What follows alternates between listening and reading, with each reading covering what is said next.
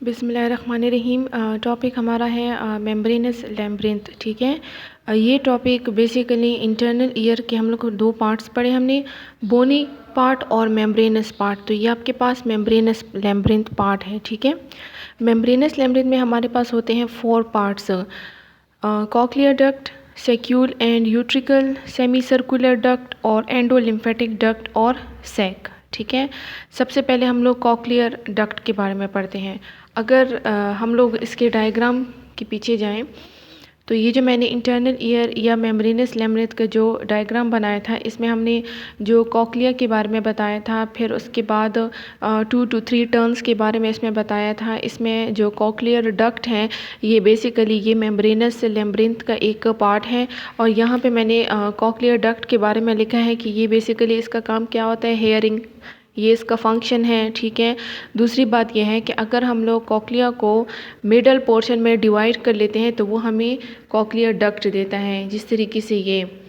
ठीक है। ये हमारे पास स्केला वेस्टिब्यूलर पार्ट था, ये स्केला टिम्पेनी और स्केला मीडिया। ठीक है। और दरमियान में अगर इसको हम लोग कट कर दें, पूरे कॉक्लिया को अगर हम लोग दरमियान में कट कर ले तो ये हमारे पास एक ट्रायंगुलर लाइक डक्ट देता है, जिसे हमने कॉक्लियर डक्ट कहते हैं। ठीक है। दूसरी बात यह है कि कॉक्लियर डक्ट को हम लोग ब्लाइंड कॉइल्ड ट्यूब भी कहते हैं। ब्लाइंड कॉइल्ड ट्यूब इसलिए कहते हैं क्योंकि मैंने आप लोग को बताया था कि कॉक्लियर की जो शेप होती है वो ऐसी होती है कि ट्यूब लाइक एक साइड बंद होता है और दूसरा साइड ओपन होता है। ठीक है। जिसमें फ्लूइड्स होते हैं। इसी तरीके से यहाँ पे मैंने लिखा है कि ट्रायंगुलर इन क्रॉस सेक्शनल। अगर हम इसका क्रॉस सेक्शनल व्यू ले लेते हैं तो ये हमारे पास 3 पार्ट्स देते हैं, रूफ, फ्लोर और आउटर लेयर। ठीक है। रूफ जो होता है, अगर मैं ये बता दूं, ऊपर वाला जो पोर्शन है ये हमारे पास मेम्ब्रेनस लैम्ब्रिन्थ में जो कॉक्लियर डक्ट है, इसमें रूफ जो है वो वेस्टिब्यूलर मेम्ब्रेन से बना होता है। ठीक है। दूसरी बात ये है कि ये वेस्टिब्यूलर मेम्ब्रेन, यह जो रूफ है, ये बेसिकली हमारे पास स्केला वेस्टिब्यूल और स्केला मीडिया के दरमियान यहाँ पे प्रेजेंट होती है रूफ। ठीक है।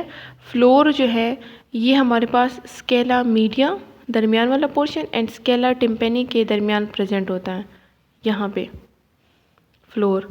और दूसरी बात यह है कि फ्लोर जो है वो बेसिलर मेम्ब्रेन से बनी हुई होती है। ठीक है। बेसिलर मेम्ब्रेन से बनी हुई होती है। रूफ हमारे पास वेस्टिब्यूलर मेम्ब्रेन से बनी हुई होती है, फ्लोर हमारे पास बेसिलर मेम्ब्रेन से बनी हुई होती है। ठीक है। ये आपके पास मेम्ब्रेनस लैम्ब्रिन्थ के पार्ट्स हैं। कॉक्लियर डक्ट का हमने पढ़ा। इसके बाद हम लोग पढ़ेंगे सेक्यूल एंड यूट्रिकल क्या होता है।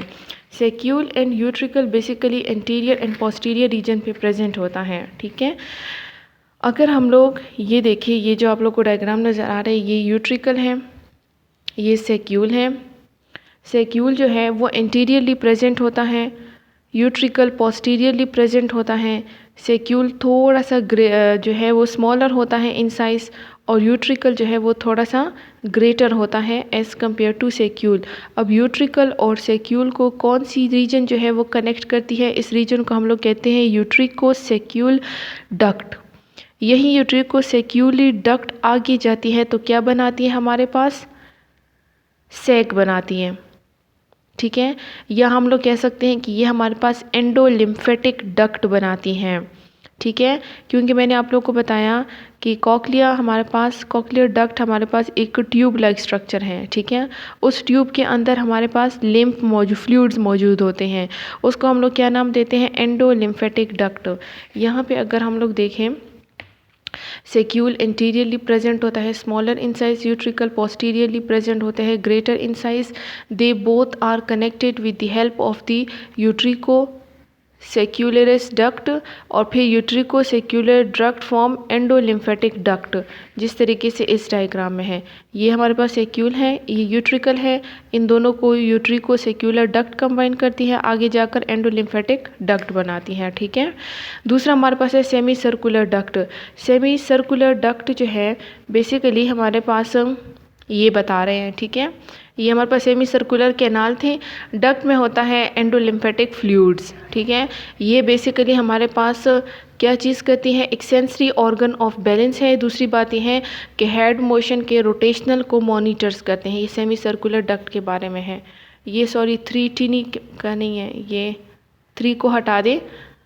3 सेमी सर्कुलर कैनाल होते हैं और सेमी सर्कुलर डक्ट एक होती है। तो tiny fluid filled tube that help you to keep you your balance, ठीक है। It is the part of the sensory organ of the balance and it monitor rotational head motion. फिर endolymphatic duct जो है वो basically कौन सी reason से बनती है, यूट्रिको सेक्युलरिस डक्ट से बनती है, ठीक है। और दूसरी बात ये है कि ये हमारे पास ड्यूरा मैटर के साथ इन कांटेक्ट होती हैं। यहाँ पे अगर हम लोग देखें एंडोलिम्फेटिक डक्ट तो ये बनाती हैं। एंडोलिम्फेटिक डक्ट से पहले क्या बनता है, यूट्रिको सेक्युलरिस डक्ट। एंडोलिम्फेटिक डक्ट बेसिकली सब ड्यूरल स्पेस के साथ अटैच होती है, ये बात याद रखें। एंडोलिम्फेटिक डक्ट जो है, ठीक है, ये हमारे पास सब ड्यूरल स्पेस के साथ अटैच होती हैं। और अगर हम इसका पूरा क्रॉस सेक्शनल व्यू देखें तो यहाँ पे हमारे पास एक रीजन होता है जिसको हम लोग कहते हैं एक्यूडक्ट ऑफ कॉक्लिया, ठीक है। एंडोलिम्फेटिक डक्ट में फ्लूइड्स होते हैं, एंडोलिम्स होते हैं, ठीक है। और जो एक्यूडक्ट ऑफ कॉक्लिया है, यहाँ से सब एरेग्नॉइड स्पेस की तरफ जो है वो फ्लूइड जाता है, जिसे हम लोग सेरेब्रोस्पाइनल फ्लूइड्स भी कहते हैं। बस आप लोगों को इतना पता हो कि पार्ट्स का पता हो, ठीक है।